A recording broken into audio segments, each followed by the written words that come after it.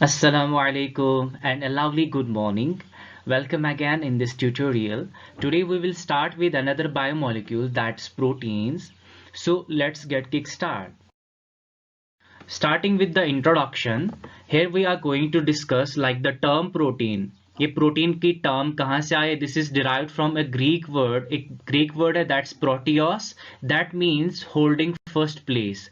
ये concept Berzelius and Mulder ने दिया था कि जो प्रोटीन्स होते हैं ये पहली जगह पकड़ते हैं. कहाँ पकड़ते हैं? Like they are given the prime importance, first ranking इनको दी जाती है because of their biological abundance, क्योंकि ये बायोलॉजिकली अबंडेंट होते हैं और बहुत ही इंपॉर्टेंट होते हैं. लाइक कौन कौन से काम अगर हम गिनना स्टार्ट करते हैं तो पहले एंजाइम्स, जो प्रोटीन्स होते हैं मोस्टली, तो एंजाइम्स में हम देखते हैं कि बहुत सारे रिएक्शंस जो एंजाइम्स कैटालाइज करते हैं, conversion of substrate into products, ठीक है, डिफरेंट मेटाबॉलिक रिएक्शंस में.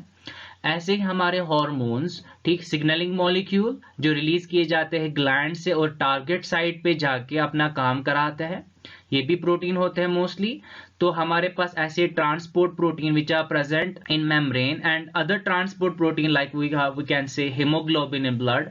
तो ऐसे ही ये भी काम करते हैं बायोलॉजी में. मेम्ब्रेन्स में देखो यहाँ पे चैनल प्रोटीन होता है और फैसिलिटेटिव डिफ्यूजन कराते हैं. डिफरेंट तरह के प्रोटीन होते हैं.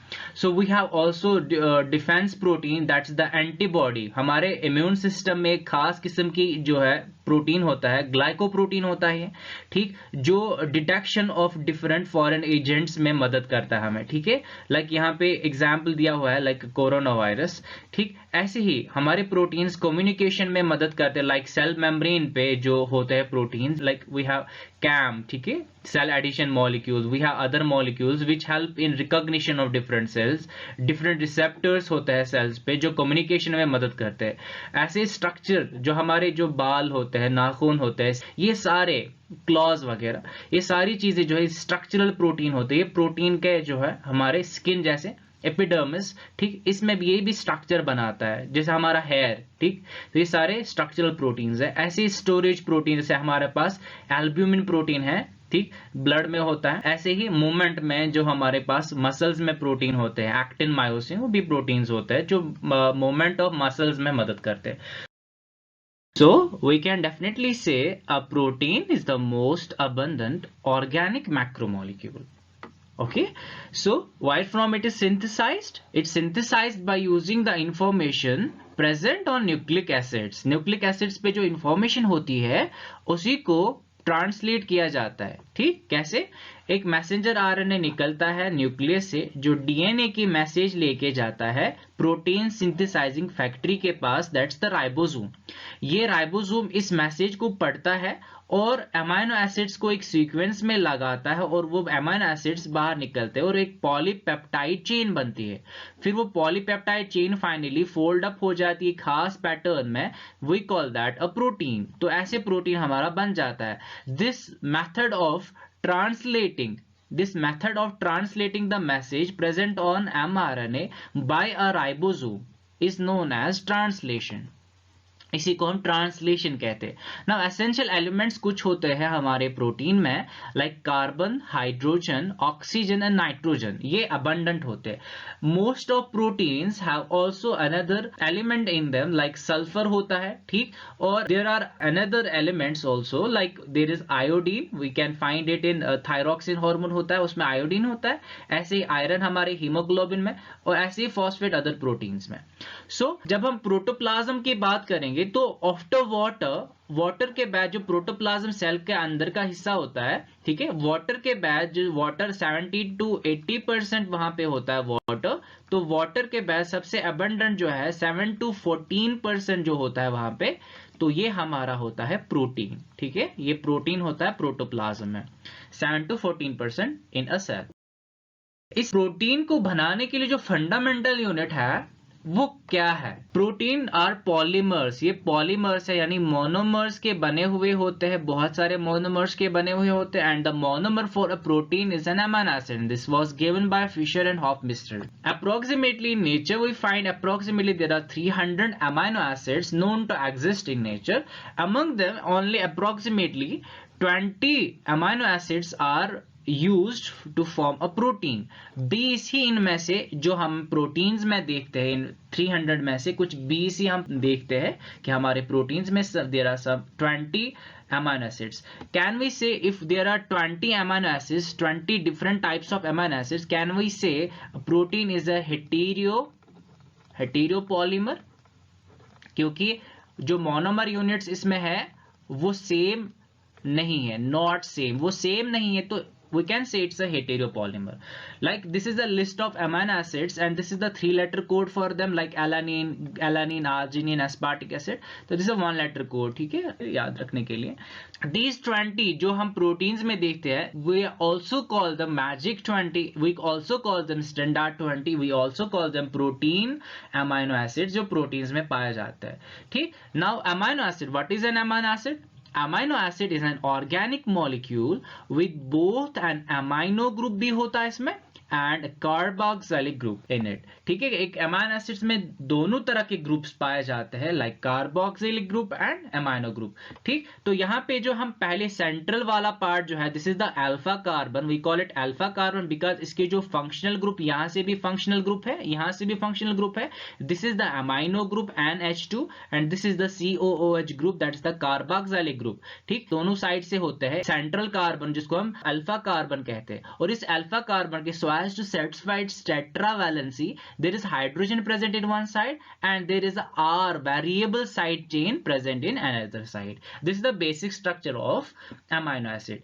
Now we can classify here amino acid based on amino group कहाँ किस तरफ पे present होगा. अगर amino group हमारे left side में जैसे अभी नजर आ रहा है, ठीक है, तो अमाइनो एसिड जिसके लेफ्ट साइड में अमाइनो ग्रुप प्रेजेंट होता है, we call that L form. और एल फॉर्म हमारे जो है प्रोटीन्स में, this is the special arrangement, यानी स्पेशल अरेंजमेंट जो है, स्पेशल अरेंजमेंट ऑफ जो ग्रुप्स है, एक मॉलिक्यूल पे जो ग्रुप्स होते हैं अटैच, वो स्पेशली, यानी अगर हम स्पेस की बात करेंगे तो स्पेशली वो कैसे अरेंज्ड है एक मॉलिक्यूल पे, तो अगर वो लेफ्ट साइड में है तो एल फॉर्म है.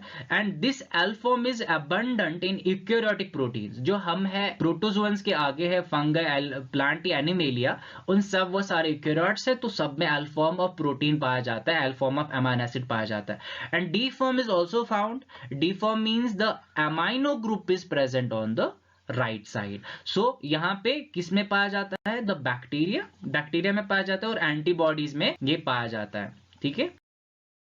नाउ ये फंडामेंटल यूनिट के बारे में, ये अमाइनो एसिड्स के बारे में कुछ और बातें, लाइक ये अमाइनो एसिड जो होता है, this is amphoteric compound, means it can act both as acid and as well as a base, because there is a presence of weak acidic group होता है वहां पे COOH and weak basic group होता है NH2. तो weak acid भी होता है, वीक बेस भी होता है. एट आइसोइलेक्ट्रिक पॉइंट एक pH होता है at which net charge on a molecule is 0. ठीक है. Free amino acids exist as ionic molecule. जो फ्री अमाइनो एसिड्स होंगे वो आयोनिक मॉलिक्यूल बन जाते हैं. किस पे? एट आइसोइलेक्ट्रिक पॉइंट पे. देखो कैसे, ये एक अमाइनो एसिड है, जब इसका Pi आ जाता है यानी आइसोइलेक्ट्रिक पॉइंट, ये जो NH2 है ये गेन करता है, because it's the base, it gains the proton. जब ये गेन करेगा तो NH3 बनेगा और यहाँ पे पॉजिटिव चार्ज आएगी. और जो एसिडिक ग्रुप होता है, ठीक है, eight Pi this acidic group loses its proton and it becomes COO negative. So because there is a one positive and one negative charge, net charge is 0. net charge इस पे 0 होती है at Pi. And this molecule on which both types of charges are present, we call that Zwitter ion. इसको हम Zwitter ion कहते हैं. और ये अमाइनो एसिड अपने वाले pH पे ये वाला Zwitter ion दिखाता है. Now, फॉर्मूला हर एक अमाइनो एसिड का सेम होता है. Every amino acid has the same formula. General formula सबका सेम होता है. But where is the difference between the amino acid? How can we say there are 20 different types of amino acids? This is based on amino acid differ from other depending on the R group. R group क्या होगा इनमें, ठीक है, are group कैसा होगा, उसके बुनियाद पे, उसको बेस बना के हम कह सकते हैं कि डिफरेंट तरह के हमारे अमाइनो एसिड्स होते हैं. So based on this R group which is a variable group, there are 20 different types of amino acids in a protein. As we already found in the list given in the previous slide, there are 20 different types of amino acids.